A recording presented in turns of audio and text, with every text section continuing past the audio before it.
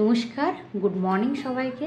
আজকে আবার একটি নতুন ব্লগে আপনাদের সবাইকে অনেক অনেক স্বাগত জানাই। আশা করছি আপনারা সবাই খুব খুব ভালো আছেন, আমিও ভালো আছি।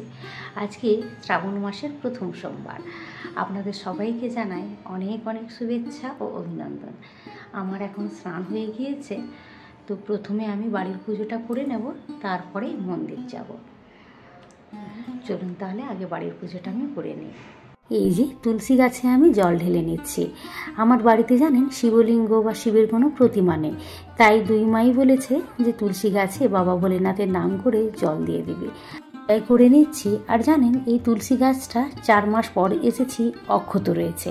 আসলে আমার বাড়ির পাশে যে ছেলেগুলো থাকে তাদেরকে দায়িত্ব দিয়ে দিয়েছিলাম যে সময় মতন করে একটু করে যেন জল দিয়ে দেয়, আর ঠিক তারা জল দিয়ে যত্ন করেছে, আমার গাছটা এখনও বেঁচে আছে। আর এইদিকে আমার বাড়ির পুজো হয়ে গিয়েছে, আর আমার বাড়ির সামনে যে ফাঁকা মাঠটা না, সেখানে অনেকগুলো আকন্দ গাছের ফুল রয়েছে, সেখান থেকে কয়েকটা আকন্দ ফুল আমি তুলে নিচ্ছি। এমনি তো ফুল নেওয়া হয়েছে, কিন্তু আমাদের বলে যে আকন্দ ফুল দিতে হয় শিবের মাথাতে, সেই জন্য কটা তুলে নিচ্ছি। আর এই যে দেখুন মন্দির চলে এসেছি, আমাদের বাড়ির থেকে একেবারেই সামনে, ওই 500 মিটার মতন হবে। তবে জানেন মন্দিরে খুব একটা ভিড় দেখতে পেলাম না। আসলে এখানকার মানুষের তো এখনও শ্রাবণ মাস পড়েনি, তাই আর কি কয়েকজন বাঙালিকে দেখতে পেলাম আর কয়েকটা অবাঙালিকে দেখতে পেয়েছি। এখন ওই 11টা মতন বাজে, তাই আর কি একটু তাড়াহুড়োই করছি। 12টা বাজলে হয়তো মন্দির বন্ধ করে দেবে, কারণ সেরম তো খুব একটা বেশি ভিড় দেখতে পেলাম না। এই যে নন্দীর মাথাতেই একটু জল ঢেলে দিচ্ছি। এখানে বলি না যে শিবলিঙ্গতে জল ঢালতে দেয় না, তবে বাইরে দেখলাম একটা ছোট্ট লিঙ্গ দিয়েছে জল ঢালার জন্য।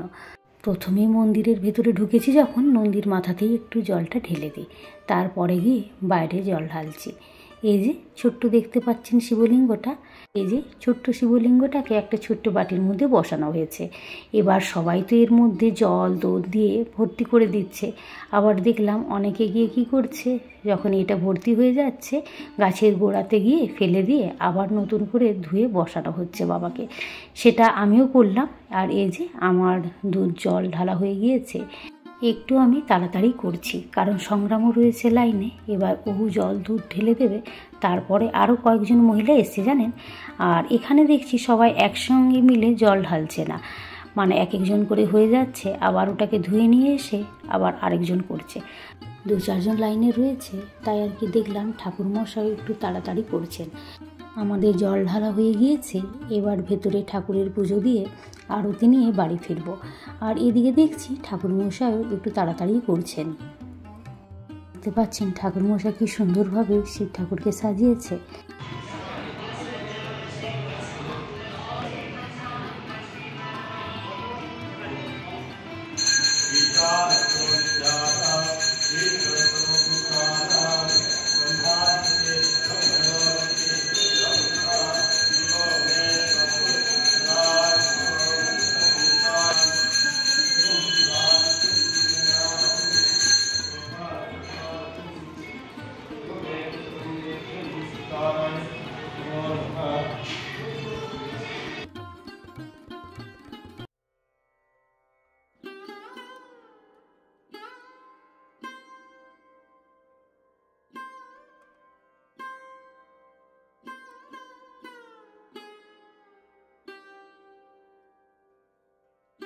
পুজো আমাদের হয়ে গিয়েছে, এবার বাড়ি ফেরা যাক। আজকে নিরামিষ দিনে আমি বানাচ্ছি সাবু খিচুড়ি। তার জন্য কয়েকটা সবজি আমি কেটে নিয়েছি। এই যে বাঁধাকপি, বিনস, আলু, গাজর, একটা টমেটো আর কুমড়ো। আমার কাছে ফুলকপি নেই, ফুলকপিটা থাকলে খুব ভালো হতো। অগত্যা কি করব, তাই একটু বাঁধাকপি কেটে দিয়ে দিয়েছি। আর এই যে দেখতে পাচ্ছেন এখানে আমি সাবুদানাটাকে ভিজিয়ে দিয়েছিলাম 2 ঘন্টা মতো। এখন এটাকে জল ঝরিয়ে নিয়েছি এই স্ট্রেনার দিয়ে। আর 2 কাপ আমি যেহেতু নিয়েছি সাবুদানা, তো সেম পরিমাণেই আমি নেব 2 কাপ মুগের ডাল। এই যে আমি এই কাপটা মেপেই নিয়েছি সাবুদানা 2 কাপ, আর এই কাপ মেপেই আমি নেব এই মুগের ডালটা 2 কাপ মতন নেব। আর জানেন আমি এটা প্রথমবার বানাচ্ছি সাবুদানার খিচুড়ি, তো জানি না পরিমাণটা দুজনের আমাদের বেশি হবে না কম তো হবে না জানি, কিন্তু খুব বেশি হয়ে যাবে নাকি সেটা একটু মনে হচ্ছে। আর বেশি হলে কিছু অসুবিধা নেই, খেয়ে নেবো রাত্রিবেলাতে।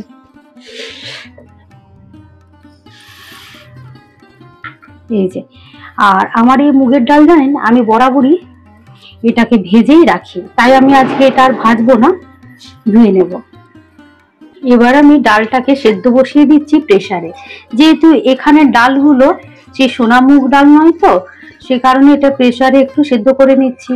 মোটা একটু ডালটা রয়েছে, এমনি হলে হয়তো সেদ্ধ হবে না, তাই প্রেসারে প্রথমে ডালটা সেদ্ধ করে নেব। তো আমি এই যে ধুয়ে নিয়েছি, এবার এর মধ্যে দিয়ে দিচ্ছি।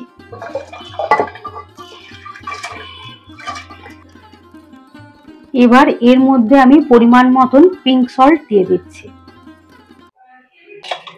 এটা 2টো সিটি দিয়ে দেব, 2টো সিটিতে খুব ভালোভাবে সেদ্ধ হয়ে যাবে। আমি করি তো ডাল প্রতিদিন, তো দেখি 2টো সিটিতে বেশ ভালো গলে যায়। গ্লাসটা আমি উপর থেকে দিই, কারণ জানেন যখনই সেদ্ধ হয় না, আর বাইরের থেকে পুরো ডালের ছেটাটা চারিদিকে পড়ে, তাই আমি গ্লাসটা দিয়ে চাপা দিয়ে দিলাম। ডালটা আমি ওই পাশে সেদ্ধ বসিয়ে দিয়েছি, আর এই পাশে কড়াইটাতে সমস্ত সবজিগুলোকে আমি ভেজে নেব। তবে আজকে রান্নাটা আমি ঘি দিয়েই করবো, যেহেতু নিরামিষ রান্না তো, তাই এই যে গাওয়া ঘি দিয়ে দিচ্ছি।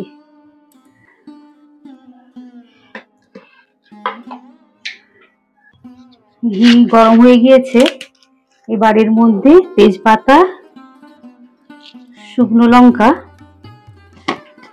আর গোটা জিরে দিয়ে দিচ্ছি ফোড়নে। আমি একবারেই করবো, একবারে সবজিগুলো ভেজে নেব।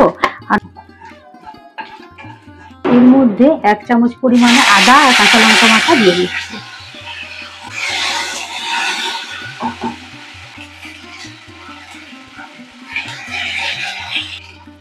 এবার এর মধ্যে আদার যে একটা কাঁচা গন্ধ ছিল সেটা চলে গিয়েছে, সমস্ত সবজিগুলোকে এক এক করে দিয়ে দিচ্ছি।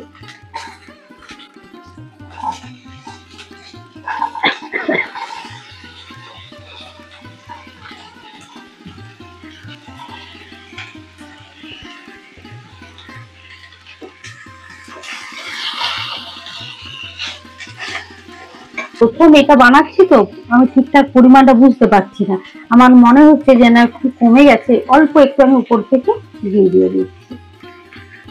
যেটা মনে হচ্ছে খুব শুকিয়ে গেছে, সেই জন্য একটু ঘি দিয়ে দিলাম।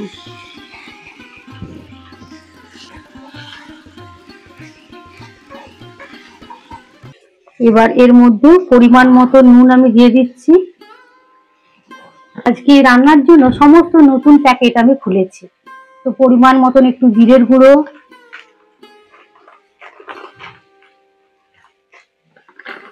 একটু হলুদের গুঁড়ো, লঙ্কার গুঁড়ো দিয়ে দিচ্ছি।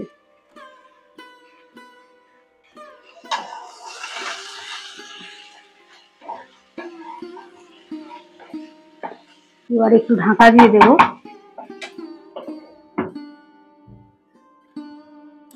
এবার এর মধ্যে অল্প আমি একটু জল দিলাম, আর এই টমেটো গুলোকেও দিয়ে দিচ্ছি। একটাই টমেটো দিয়েছি, অল্প জল দিয়ে দিচ্ছি যাতে সেদ্ধ হয়ে যায় খানিকটা।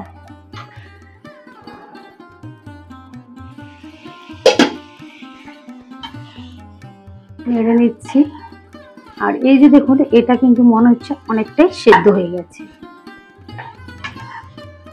আবারও তো মুগ ডালটা ঢেলেও সেদ্ধ করবো, তাই এবার যে জল ঝরিয়ে নেওয়ার সাবুদানাগুলো দিয়ে দিচ্ছি। আর এখানে সাবুদানাগুলো দেখছেন কি বড় বড়।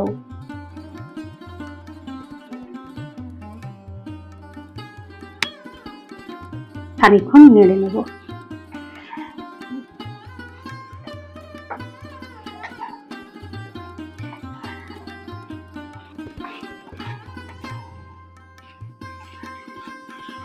এবার এর মধ্যে সেদ্ধ ডালটা ঢেলে দিচ্ছি। কি সুন্দর সেদ্ধ হয়ে গিয়েছে, আমার কড়াইটা পুরো ভর্তি হয়ে গিয়েছে।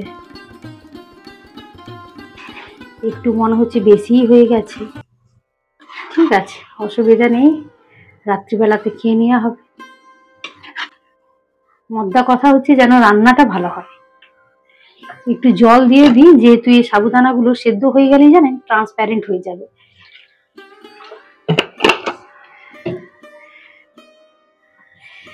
দিয়ে দিচ্ছি ওই 5-7 মিনিট মতন দেখি।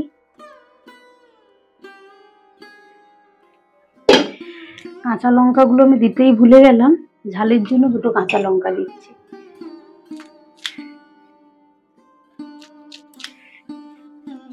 একটু মনে হচ্ছে জল লাগবে, নিচে মনে হচ্ছে যেন বসে যাচ্ছে। একটু জল দিয়ে দিচ্ছি। আর হলুদের পরিমাণটা একটু কম লাগছে আমার মনে হয়, সে কারণে অল্প একটু হলুদ দিয়ে দিচ্ছি।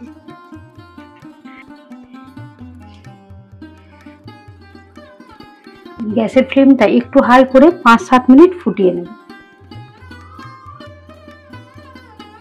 এই যে আমার খিচুড়ি মনে হচ্ছে রেডি হয়ে গিয়েছে। এই যে ট্রান্সপ্যারেন্ট হয়ে গিয়েছে।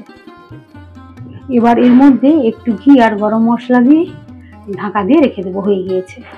মশলা দিয়ে দিচ্ছি, যে একটু ঘি দিয়ে দিলাম।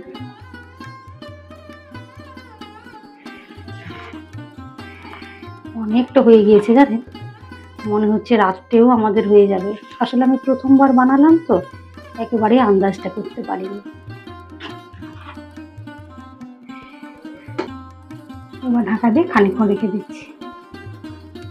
এই যে দেখুন খিচুড়ি একেবারে আমার রেডি। পরিবেশন করে নিয়েছি সাবুদানার খিচুড়ি আর এই পাঁপড়। আর বেশি কিছু করতে পারলাম না, ভীষণ টায়ার্ড হয়ে পড়েছে তো, ব্যাস এই দুটোই করলাম, সাবুদানার খিচুড়ি আর এই পাঁপড়। খিচুড়িটা খেতে খুব ভালো হয়েছে। ভিডিওটা তাহলে আজকে এখানেই শেষ করছি। আর ভিডিওটা কেমন লাগলো অবশ্যই কমেন্টের মাধ্যমে জানাবেন। ভালো লাগলে একটা লাইক করে দেবেন। আর যারা এখনও সাবস্ক্রাইব করেননি, সাবস্ক্রাইব করে আমার পাশে থাকবেন। আপনারা সবাই ভালো থাকবেন, সুস্থ থাকবেন। আবার একটি নতুন ব্লগে দেখা হবে। নমস্কার।